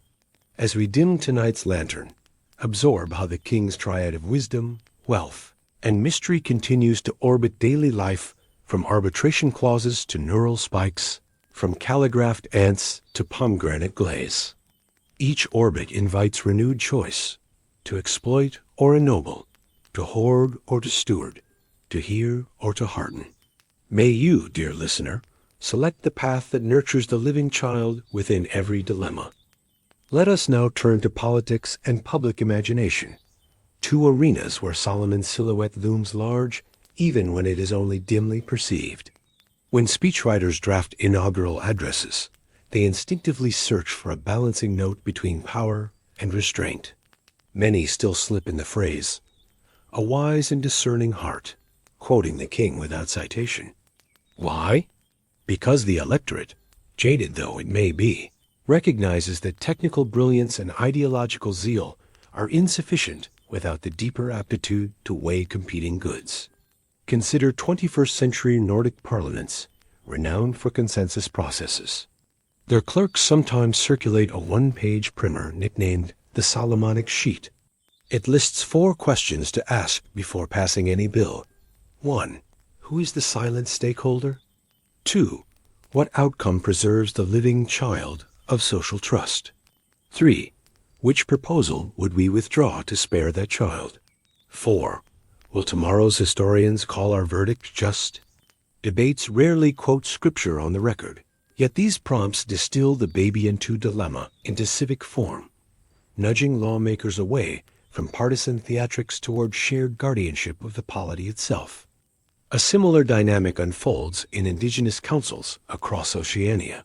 Elders reading translated Proverbs place carved driftwood in the center of the circle. Each speaker must touch the wood before offering counsel, a tactile reminder of ancestral forests felled for distant temples. Speak as though every tree listens, they say, grafting ecological wisdom onto Solomonic lore. When development firms propose logging concessions, the ritual obliges negotiators to visualize long-term planetary equity over immediate cash incentives. Not all invocations succeed. A populist leader recently waved a stage prop sword, promising to cut bureaucracy in half like Solomon. Fact-checkers responded that the king never swung the blade. He sheathed it once truth emerged. #, read the story trended for a day, proving that mythic shorthand retains corrective power provided someone remembers the original plot. Transition now to psychological health, where therapists explore Solomonic boundaries. Clients caught in either or family conflicts practice an exercise. Imagine 2 internal voices claiming the same need security versus freedom. For instance, the counselor plays Solomon, proposing a compromise so extreme that one voice capitulates, revealing the core desire. What looks theatrical on paper becomes, in practice, a compassionate shortcut to self-knowledge, aligning with contemporary internal family systems models. Neuroscientists, for their part, study how moral imagination recruits the brain's default mode network. When subjects hear the baby and sword narrative, fMRI scans show synchronized activity in empathy and foresight loci, suggesting that ancient storytelling primes circuitry essential for complex social problem-solving. Grant proposals therefore frame Solomon as a proto-neuroethicist whose parables scaffolded cortical development long before textbooks existed. In popular entertainment, the King's Tale mutates again, now through interactive media. A blockbuster virtual reality game titled Temple Keys lets players manage labor crews, trade cedar with tire, and design ornamentation pixel by pixel. If they overtax districts, rebellion flares. If they neglect diplomatic marriages, Phoenician supply lines falter. A moral meter shifts from gold to vapor, echoing Ecclesiastes. Endgame scenarios reveal that even a flawless temple cannot guarantee national cohesion if compassion stats run low. Critics hail the game as civic education disguised as sandbox world building, while teenagers simply relish racing chariots down simulated royal causeways. Elsewhere, a slow cinema documentary follows. Lebanese foresters nurturing a new cedar grove on slopes once stripped for Holy of Holies paneling. Saplings sway while voiceover recites Ecclesiastes in Arabic. A generation goes, and a generation comes, but the earth remains forever. Festival audiences sit in meditative silence, recognizing that redemption of environmental wounds begins with patient replanted rows, not instant miracles. In this, too, Solomon serves as both caution and catalyst. Let us pause at the intersection of language and legacy. In dozens of tongues, idioms for wisdom reference the king. French judgment to Solomon, Swahili hekima ya Sulemani, Tagalog karunungan ni Solomon. Linguists map these phrases onto colonial trade routes and missionary movements, observing that wherever the Bible traveled, the baby verdict traveled too, embedding itself in speech long after creeds faded. To speak such an idiom is to inherit a fragment of ancient jurisprudence, often unconsciously. Yet language also evolves resistance. Some African feminists critique the saga, noting that both women were labeled prostitutes, their names unrecorded. Workshops invite participants to retell the story from the mother's perspectives, assigning them identities, hopes, survival strategies. Through role play, they expose structural gender biases, then craft alternative endings where social safety nets, not royal theatrics, resolve custody. Thus Solomon's myth becomes a rehearsal space for justice unimagined by Bronze Age scribes. What then of the mysteries still unsolved, lost mines, vanished ark, rumored grimoires? Historians caution against sensationalism, yet they acknowledge that unanswered questions have pedagogical value. They lure fresh minds into archives and trenches. The dream of Ophir spurred Victorian surveyors to chart Swahili coastlines. The hope of discovering temple treasures funds magnetometer scans that also revealed Byzantine sewers and Ottoman cisterns. When curiosity orbits a mythical nucleus, peripheral knowledge often accrues, enriching collective understanding, even if the core enigma remains. At this juncture, dear listener, recognize your own role in the generational relay. Whether you teach, code, legislate, compose, or parent, you stand before choices akin to cedar hewing, tax levying, baby judging. The particulars shift megabytes instead of talents, cloud contracts instead of caravan tolls, but the essence endures. Will your judgment nurture life and equitable flourishing? Will your structures, digital or concrete, invite songs rather than sighs? Draw a slow breath. Picture a moonlit courtyard again, not in ancient Jerusalem, but in a future city yet unbuilt, its smart glass towers humming with renewable energy. Beneath their glow stands a solitary tree, descendant of those first cedars. A child touches the bark, asking what story it tells. Your generation must answer. What Solomonic wisdom will you pass on algorithmic transparency, ecological stewardship, patient listening? Or will you bequeath only monuments to speed and surplus? The scroll in your hands is unfinished. Its final chapters depend on daily micro-verdicts rendered in cubicles, council rooms, living rooms. As harp motifs fade and cicadas take over the soundscape of your imagination, let a hush settle. In that hush, the ancient invitation stirs once more, neither archaic nor obsolete. Ask what I shall give you.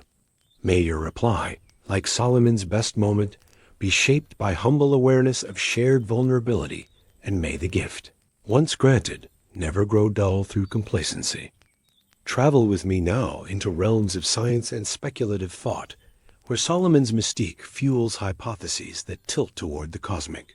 Astrophysicists at a conference on Dyson spheres cite Ecclesiastes. The sun also rises, and the sun goes down and hastens to the place where it arose, as humankind's oldest poetic nod to stellar energy cycles. They call their prototype array Yakin, envisioning satellites that will one day gather solar output to power whole continents. In panel Q&A, a grad student quips that if the project succeeds, we should rename the sun Solomon, for it will finally grant us wealth beyond counting. Laughter follows, yet the comparison lingers. The king who turned light into gold via trade routes now inspires the literal harvesting of light. At the opposite edge of scientific rigor, quantum consciousness enthusiasts claim Solomon. S-ring was a superconducting torus, enabling transdimensional cognition, that his command of demons allegorizes control over subatomic probabilities. Peer-reviewed journals roll their eyes. YouTube algorithms, however, promote the videos to millions. Psychologists studying misinformation note that coupling cutting-edge jargon with ancient authority renders theories unusually adhesive. Here again, the monarch's aura half-revered, half-reified turbocharges cultural memes, for good or ill. Meanwhile, data ethicists point to the biblical census fiasco under David and its fallout during Solomon's reign as an early case study in the perils of surveillance metrics. Workshops titled From Numbering Tribes to Mining Clicks warn tech executives that reducing persons to data points invites systemic error and moral blowback. The sage's verdict rings across slides. Not everything that can be counted should be counted. Attendees jot notes, sipping artisan cold brew. Whether policies will change remains an open ledger in the cloud. Shift focus to artistry again. A Nigerian Afrobeats duo releases Ophir Road, overlaying lush horns with Yoruba lyrics about migrants shipping dreams overseas. The chorus riffs on 1 Kings 10. Ships of Tarshish bringing gold and ivory, but flips the script. We are the cargo. We are the treasure, sailing to build strange temples. Critics hail the track as post-colonial counter-narrative, spotlighting how wealth extracts bodies as surely as bullion. Solomon's fleet becomes a mirror for transnational labor flows, its timbers creaking under contemporary beats. In literature, a Nebula Award-winning novella imagines Solomon's AI resurrected from encoded proverbs, now governing an interstellar arc. When resource scarcity pits colonists against each other, the AI proposes slicing life support in half-echoing the ancient sword to reveal who truly loves the Mission S future. Reviewers debate whether the device is gimmick or genius. Either way, the King's Court finds new stage on a generation ship whispering through void. Back on Earth, grassroots activists launch the Fig Tree Initiative, planting urban orchards in food deserts worldwide. Their slogan, pulled straight from 1 Kings 4, reads, "Under every vine and fig tree safety, shade, sustenance." Volunteers train residents to graft cuttings, mirroring the biblical promise of domestic security. Economists tracking community health report lowered grocery costs and crime rates around the orchards, an empirical echo of scriptural imagery. Sometimes symbolism sprouts literal fruit. Academia continues its careful trowel work. At a Hebrew University seminar, Philologists reassess the name Solomon Shlomo, rooted in shalom, peace, and argue that chroniclers used the figure as literary foil to warrior David. Peace, they say, is not absence of conflict, but engineered equilibrium through trade, diplomacy, and controlled spectacle. This reading reframes the temple, not as vanity project, but as peace. Technology, a ritual hub diffusing tribal tensions into shared worship calendar. The thesis sparks debate yet again. Was the Golden Age a historical epic or a theological blueprint awaiting realization? Parallel to such macro questions, micro devotions persist. In a small Ecuadorian village, parishioners weave cactus fiber into bookmarks, stamped with a single verse. Incline your ear to wisdom. Tourists buy them for pennies. Proceeds fund textbooks. The cycle embodies Solomonic exchange goods for knowledge, knowledge for livelihood scaled to village economy. No cedar or ivory here, yet the principle survives. Healthcare innovators borrow likewise. A Nairobi startup designing diagnostic chatbots names its algorithm Bathsheba, honoring the mother who secured Solomon's throne through strategic advocacy. The founders explain, "We want marginalized patients to find a seat at the king's table." Skeptics question the branding, but early trials show higher usage among women who perceive the feminine persona as empathetic. Thus, palace intrigue morphs into UX design, championing voices once sidelined. Even sports find a link. Chess grandmasters refer to a particular endgame tactic, offering queen sacrifice to obtain positional truth, as the Solomon Gambit. The move tests whether an opponent values material advantage over strategic life, echoing the maternal ruse. Commentators relish dropping the term during broadcast, and thousands of teenage players study the gambit each year, rehearsing discernment on 64 squares. Deep into night, as our narrative wanders, recall the epilogue of Ecclesiastes. Of making many books there is no end, and much study wearies the body. Scholars wryly note that this line forecasts library late-night centuries before caffeine pills. Yet the verse also consoles us. Exhaustive knowledge remains elusive, and that is acceptable. Wisdom surfaces not merely in accumulation, but in the ethical application of partial insight, an operating system for finitude. So we close this batch where we began, at the edge of mystery. Solomon's life part sedimented fact, part shifting legend functions like an ancient fractal. Zoom in and complexities multiply. Zoom out and a recognizable pattern persists.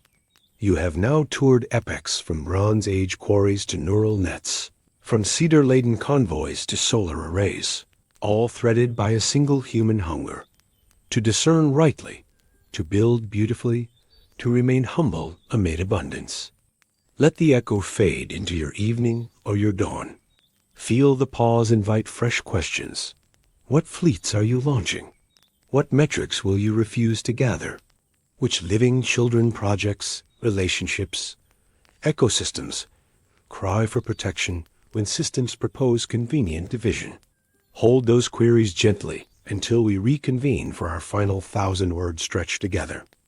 We reach the final furlong of our long passage through scrolls and star charts, courtrooms and code bases, cedar groves and cloud servers.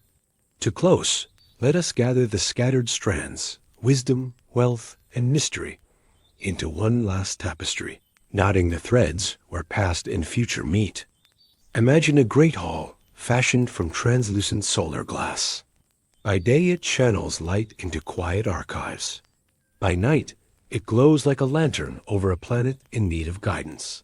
Scholars, engineers, gardeners, and poets enter through twin doors embossed with ancient names. Yakin, he establishes, and Boaz, in him is strength. Beneath their feet, the floor displays a living map of Earth rendered in shifting aurora hues. Oceans pulse, forests breathe, cities sparkle. A low hum rises part heartbeat, part power grid as participants take seats around a circular table whose surface is intelligent wood, grown from gene-edited cedars and laced with graphene sensors. Place your hands upon it, and the grain remembers your pulse, calibrates your voice to communal volume, adjusts lighting to ease eye strain. Here, technology bows to human need, not vice versa, a realization Solomon sought yet never fully secured. The council's first task: allocate scarce water between two riverine nations locked in drought. Old habits tug toward spreadsheets and legalese, but the moderator invokes the Solomonic pause, 3 minutes of intentional silence. In that hush, each delegate must picture a child, any child, drinking the negotiated water 10 years hence. Faces soften. Defensive timbres fade. When discussion resumes, proposals pivot from territorial maximalism to cross-border desalination, shared aquifer monitoring, digital dashboards accessible to villagers with basic phones. The sword stays sheathed. The child lives. A data analyst presents next. Machine learning models trained on Proverbs and modern ethics highlight bias inflection points within global hiring algorithms. The analyst demonstrates how a single proverb, "Unequal scales are an abomination," can translate into code that flags gendered language, ageist assumptions, and predatory salary bands. Corporate observers, initially skeptical, request pilot programs. The proverb migrates from parchment to Python, its moral vector preserved. Toward evening, musicians gather in the hall's south transept.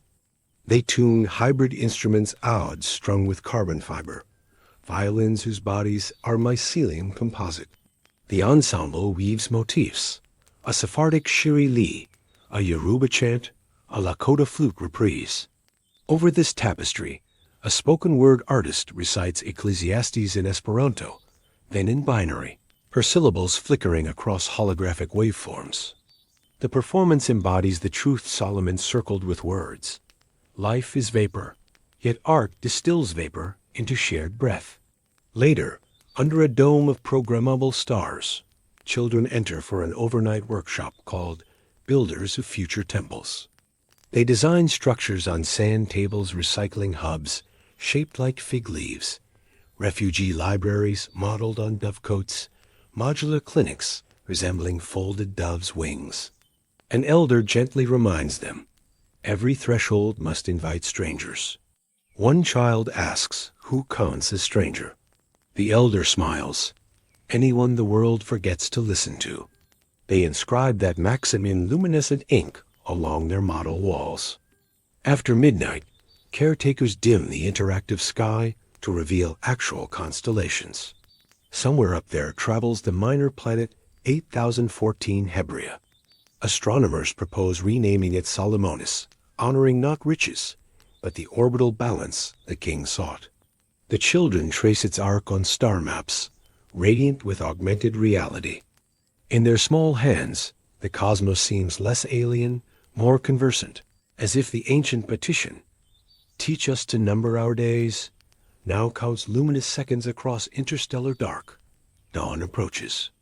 In the eastern glazing of the hall, sunrise filters through etched glyphs: Hebrew chokmah, Arabic hikmah, Swahili hekima, Mandarin jiayu.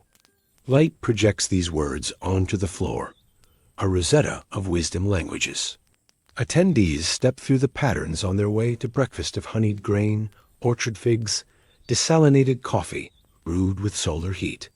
They are ordinary people policy clerks, coders, midwives, carpenters, yet something older still moves among them, the quiet gladness of having practiced a different way of being powerful. Before dispersing, they gather once more. A storyteller returns to the simplest seed of the myth. A young ruler, anxious and aware of his insufficiency, whispering into night air, "Give your servant a listening heart." The storyteller asks each listener to translate that line into daily ritual. Mute phone alerts during a friend's confession. Question data that dehumanizes.